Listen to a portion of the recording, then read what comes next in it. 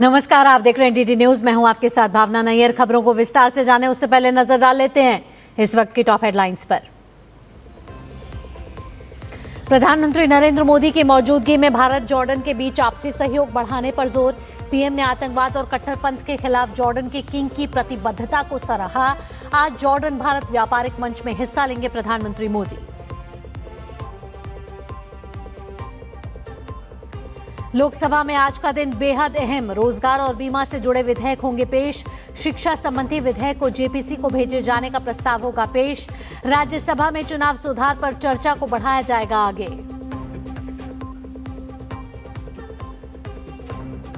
पश्चिम बंगाल, राजस्थान, गोवा, पुडुचेरी और लक्षद्वीप में आज जारी होगी ड्राफ्ट वोटर लिस्ट।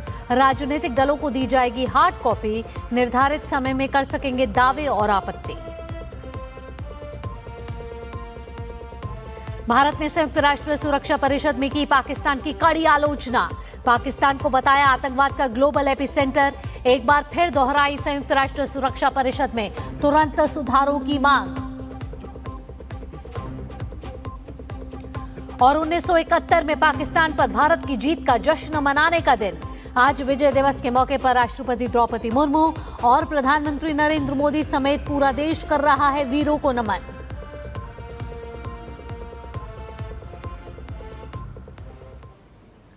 अब खबरें विस्तार से। प्रधानमंत्री नरेंद्र मोदी इस वक्त जॉर्डन के दौरे पर हैं। पीएम मोदी आज जॉर्डन किंग के साथ भारत जॉर्डन व्यापार सम्मेलन को संबोधित करेंगे। इस दौरान दोनों इस व्यापार सम्मेलन को संबोधित भी करेंगे। सम्मेलन में दोनों देशों के प्रमुख व्यवसायी शामिल होंगे। वहीं अपने जॉर्डन दौरे के पहले दिन यानी कि सोमवार को पीएम मोदी ने राजधानी अम्मान में किंग अब्दुल्ला से मुलाकात की। दोनों देशों ने मजबूत द्विपक्षीय सहयोग की प्रतिबद्धता जताई। यात्रा के अवसर पर दोनों पक्षों ने संस्कृति, नवीकरणीय ऊर्जा, जल प्रबंधन, डिजिटल सार्वजनिक अवसंरचना और पेट्रा और एलोरा के बीच ट्विनिंग अरेंजमेंट के क्षेत्रों में समझौता ज्ञापनों को अंतिम रूप दिया। प्रधानमंत्री नरेंद्र मोदी की जॉर्डन यात्रा के पहले दिन मजबूत द्विपक्षीय सहयोग पर जोर दिया गया। राजधानी अम्मान में हुई द्विपक्षीय और प्रतिनिधिमंडल स्तर की वार्ता में आपसी सहयोग के सभी आयामों को और सशक्त बनाने की बात कही गई। गाजा पर शुरुआत से ही आपकी बहुत सक्रिय और सकारात्मक भूमिका रही है। हम सभी की आशा है कि इस क्षेत्र में शांति और स्थिरता बनी रहे।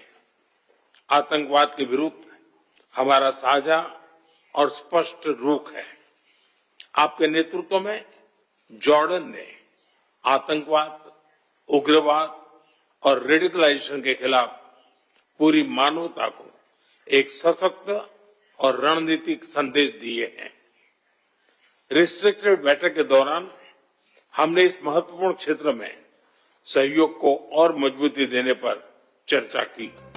प्रधानमंत्री ने आतंक और उग्रवाद के खिलाफ जॉर्डन के किंग की प्रतिबद्धता को सराहा। पीएम ने कहा कि वैश्विक मंच पर भी भारत जॉर्डन एकजुट हैं।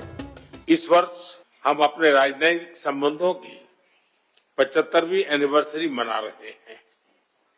यह मील का पत्थर हमें आने वाले कई वर्षों तक नई ऊर्जा के साथ आगे बढ़ने के लिए प्रेरित करता रहेगा। मुझे पूरा विश्वास है कि आज की बैठक से हमारे संबंधों में गति और गहराई एक नया रूप धारण करेगी। हम trade, fertilisers, digital technology, infra और पीपल टू पीपल टाइज जैसे क्षेत्रों में सहयोग आगे बढ़ाएंगे। जॉर्डन के किंग ने प्रधानमंत्री का अभिनंदन करते हुए भारत के साथ मजबूत दोस्ती को महत्वपूर्ण बताया। This visit reflects decades of friendship, mutual respect and productive cooperation between our two nations. Our nations enjoy a strong partnership and a shared desire to advance prosperity for our peoples. And over the years... और सीधा लिए चलेंगे आपको नई दिल्ली के राष्ट्रीय summer स्मारक, जहां रक्षा मंत्री राजनाथ सिंह वीर जवानों को नमन कर रहे हैं।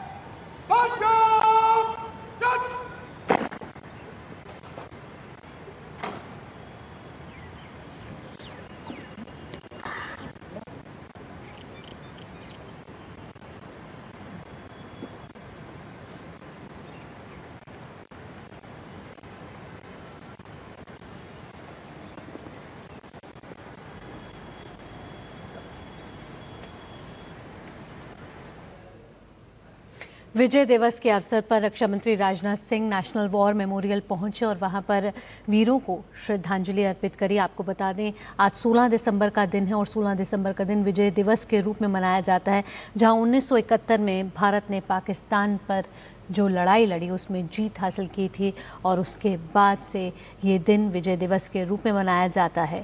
आगे बढ़ेंगे। विजय दिवस के इस अवसर पर राष्ट्रपति द्रौपदी मुर्मू ने देश के शहीदों को श्रद्धांजलि दी है। एक संदेश में राष्ट्रपति मुर्मू ने कहा है कि विजय दिवस के अवसर पर मैं भारत माता के वीर सपूतों को सादर नमन करती हूँ। उनके साहस, पराक्रम और मातृभूमि के लिए अनन्य निष्ठा ने राष्ट्र को सदा गौरवान्वित किया है। उनकी वीरता और राष्ट्र प्रेम देशवासियों को प्रेरित करते रहेंगे। भारत सेना की स्वदेशीकरण से सशक्तिकरण की पहल भविष्य की चुनौतियों के लिए तैयार रहने की प्रतिबद्धता को दर्शाती है। ऑपरेशन सिंदूर में सेना ने आत्मनिर्भरता, सामरिक दृढ़ता और आधुनिक युद्ध शैली के प्रभावी उपयोग का परिचय दिया है, जो पूरे राष्ट्र के लिए प्रेरणा स्रोत है। मैं सभी सैनिकों और उनके परिवारों को शुभकामनाएं देती हूँ। जय हिंद। इसके साथ ही इस अवसर पर प्रधानमंत्री मोदी ने भी एक्स पर पोस्ट कर लिखा है, विजय दिवस पर हम उन बहादुर सैनिकों को याद करते हैं जिनके साहस और बलिदान ने 1971 में भारत को एक ऐतिहासिक जीत दिलाई। उनके पक्के इरादे और निस्वार्थ सेवा ने हमारे देश की रक्षा की और हमारे इतिहास में गौरव का पल दर्ज किया। ये दिन उनकी बहादुरी को सलाम है और उनकी बेमिसाल भावना की याद दिलाता है। उनकी वीरता भारतीयों की पीढ़ियों को प्रेरित करती रहेंगी। वक्त एक छोटे से ब्रेक का। ब्रेक के बाद जब लौटेंगे तो बात करेंगे प्रधानमंत्री नरेंद्र मोदी की इथियोपिया यात्रा की।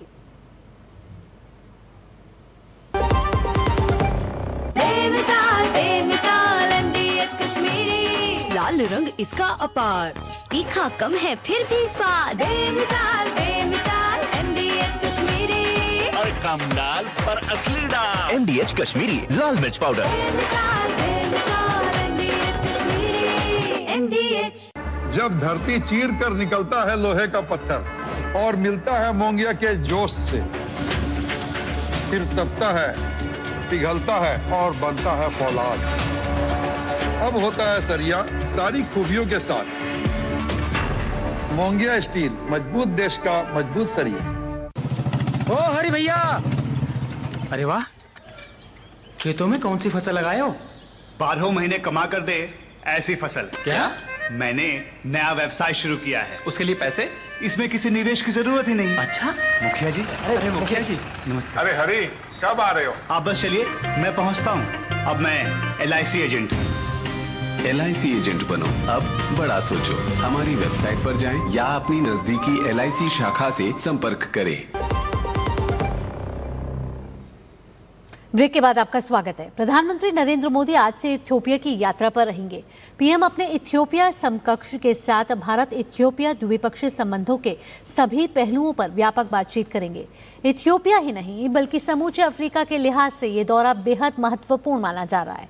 इथियोपिया वैश्विक दक्षिण में भारत का एक विश्वस्त साझेदार और घनिष्ठ मित्र देश है।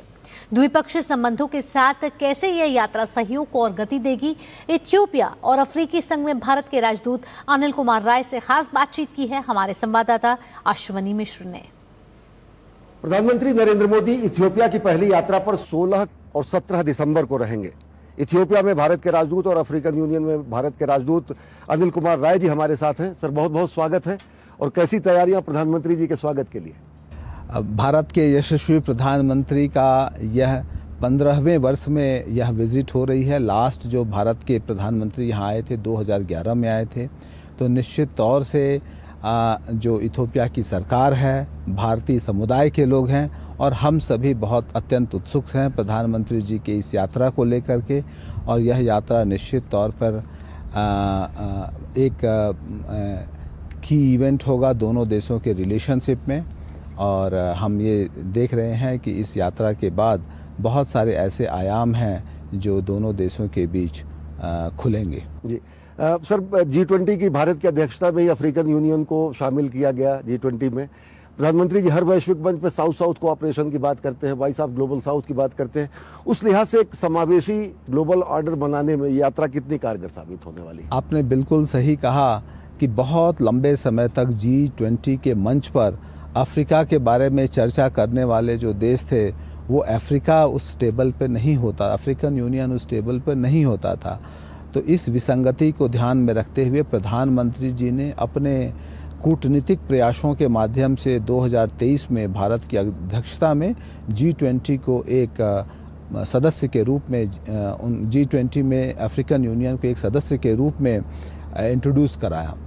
और निश्चित जैसे आपने बताया कि भारत ग्लोबल साउथ का एक महत्वपूर्ण और मैं कहूँ कि सबसे महत्वपूर्ण लीडर है। हम ये चाहते हैं कि जो विषय हैं ग्लोबल साउथ के, जैसे कि डेवलपमेंट की एजेंडा हो, फाइनेंसिंग क्या हो, ग्रीन ग्रोथ हो या फिर डेट रिस्ट्रक्चरिंग हो, इन सभी विषयों पर ग्लोबल साउथ के जो देश हैं एक साथ मिलकर काम करें।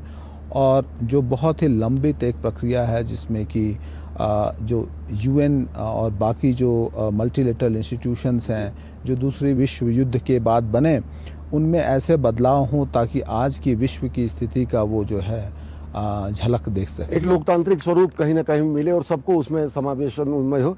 प्रधानमंत्री जी की यात्रा के बारे में, उनके बायलैटरल के बारे में, उनके इंगेजमेंट्स के बारे में और संभावित MOUs के बारे में जो शेयर करना चाहें। तो प्रधानमंत्री जी की बायलैटरल मीटिंग नेशनल पैलेस में होगी जहां पर उनका सेरेमोनियल वेलकम होगा। और हमने बहुत ही वाइड रेंजिंग एजेंडा रखा है और प्लस हम कोशिश हमारी ये है कि जो भी विषय हैं दोनों देश खुल कर के एक दूसरे के सामने रखें, उनके जो विषय हैं, जो समाधान हैं और ऐसे वो चीज़ें जहां पर हम एक साथ चल सकते हैं।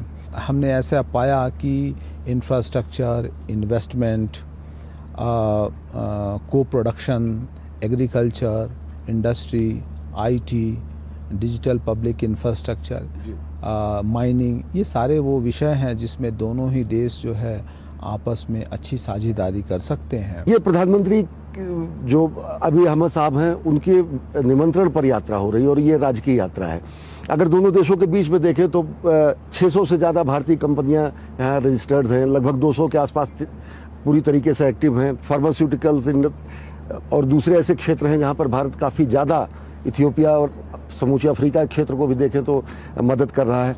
कैसे इन सबको और ज़्यादा गति मिलेगी? 2025 में African continental free trade agreement ये इम्प्लीमेंट हो गया है और इथियोपिया ने अपना पहला कंसाइनमेंट इस के माध्यम से एक्सपोर्ट भी कर लिया है। तो हम लोग अफ्रीका को एज सिंगुलर इकोनॉमिक यूनिट की तरह देख रहे हैं। हम लोग ये देख रहे हैं कि ऐसे कौन से देश हैं जहाँ पर ईज़ ऑफ डूइंग बिजनेस बेहतर है, जहाँ पे लॉजिस्टिक्स कॉस्ट बेहतर है, जहाँ पे मार्केट बेहतर है, ताकि उन सभी चीज़ों स्थानों को चिन्हित करके जो बड़े प्रोजेक्ट हैं जो कॉन्टिनेंटल साइज़ हैं इस पर चर्चा हो सके। और जनसंख्या के आधार पर इथियोपिया अफ्रीका का दूसरा सबसे बड़ा देश है। इसके पास एक बहुत बड़ा इसके आमदनी का स्रोत कृषि है। तो कृषि एक बहुत बड़ा माध्यम हो सकता है जिसमें कि हम ग्रीन ग्रोथ, लो आउटसाइड इंटरवेंशन के माध्यम से ही हम खेती में इंटरवेंशन कर सकें, कोऑपरेशन कर सकें। आपने फार्मा की बात की तो निश्चित तौर से भारत जो है अफ्रीका में सबसे बड़ा प्लेयर है फार्मा सेक्टर में और हमने यहाँ इन्वेस्टमेंट भी किया हुआ है। Africa centre for disease control का ये हेडक्वार्टर है। तो निश्चित तौर पे अफ्रीकी देश Ethiopia Africa centre for disease control ये चाहते हैं कि फार्मा सेक्टर में इन देशों की भी भागीदारी बढ़े और उस भागीदारी बढ़ने में भारत को एक वो महत्वपूर्ण साझेदार की तरह देखते हैं। इसके साथ साथ जो आईटी का क्षेत्र है और आर्टिफिशियल इंटेलिजेंस का क्षेत्र है, जो नया इमर्जिंग क्षेत्र है, इसमें अफ्रीकन देशों का ये मानना है कि भले से किसी ने इंडस्ट्रियल रिवॉल्यूशन में वो नहीं कंट्रीब्यूट कर पाए, लेकिन आर्टिफिशियल इंटेलिजेंस के दौर में वो निश्चित तौर पे कंट्रीब्यूट करें, तो उसके लिए उनको भारत जो है एक प्रबल देश दिखता है, सहयोगी देश के रूप में दिखता है। क्योंकि भारत पूरी दुनिया से कहता है कि हम अपनी टेक्नोलॉजी, अपने उपग्रह या फिर अपनी क्षमता का शेयर करना चाहते हैं। अकेला ऐसा देश हो, वैश्विक मंचों पर प्रधानमंत्री जी कहते हैं कैपेसिटी बिल्डिंग, स्किल डेवलपमेंट और साथ ही साथ इनोवेशन, इन सब में काफ़ी जोर रहता है प्रधानमंत्री जी का। इन सब क्षेत्रों में कैसे सहयोग बढ़ सकता है? आपने बिल्कुल सही बताया कि अफ्रीका में 1.4 बिलियन पॉपुलेशन है और 2050 तक 1 बिलियन पॉपुलेशन और ऐड होगा। तो पॉपुलेशन ही इस कॉन्टिनेंट का एक बड़ा फैक्टर है ग्रोथ का, और निश्चित तौर पे अगर अफ्रीका को हमें 7% से 10% के बीच की ग्रोथ रेट में देखना है, तो नए स्किल्स के साथ युवाओं को हमें लैस करना पड़ेगा। उनको वो महारत होनी चाहिए ताकि जब भी कोई इन्वेस्टर आए या फिर होम ग्रोन अगर कोई डेवलपमेंट होना हो तो इनके पास स्किल डिफिशिएंसी ना हो। और भारत हमेशा से ही इस क्षेत्र में सबसे अग्रणी देश रहा है।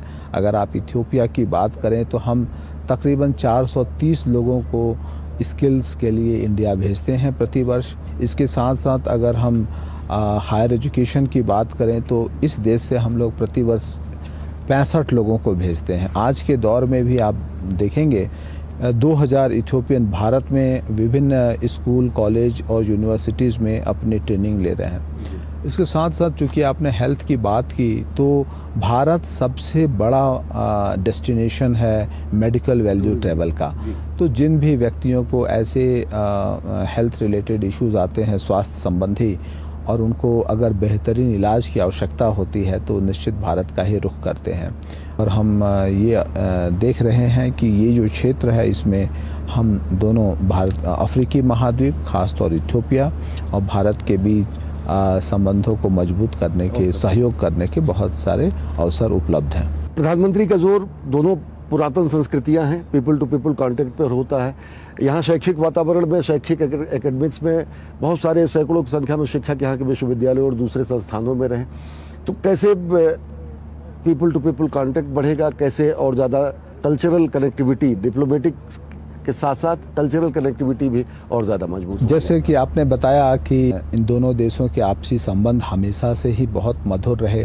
अगर आज किसी भी 40 वर्ष से अधिक उम्र के किसी भी इथियोपियन से आप बात करेंगे तो विज्ञान, गणित और अंग्रेजी, ये 3 विषयों में से कोई न कोई विषय उनका पढ़ाने वाला शिक्षक भारतीय ही रहा होगा।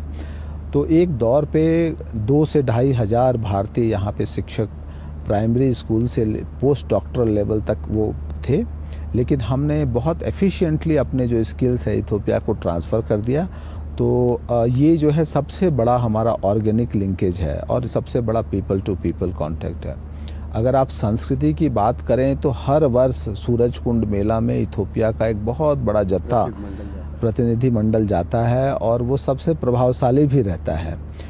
हिंदी फिल्मों का, हमारे भोजन का, हमारे ड्रेस का यहाँ पर बहुत प्रचलन है और लोग आपको देखेंगे तो हिंदी के गाने आपको सुना सकते हैं, हिंदी की कुछ बातें कर सकते हैं।